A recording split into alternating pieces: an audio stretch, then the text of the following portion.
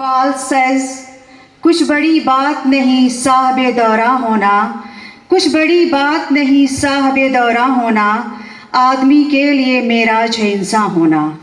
It means it is not a great achievement for you to be a doctor, an engineer, a scientist. It will be the greatest achievement for you if you develop the highest human qualities in yourself. But it is the tragedy of human race that he has learned to fly like a bird in the sky. He has learned to swim like a fish in the sea. But alas, he has forgotten to live like a human beings on this earth. What is the reason behind this? क्या reason है इसके पीछे? Because we have become materialistic. We have forgotten the purpose of life on this earth.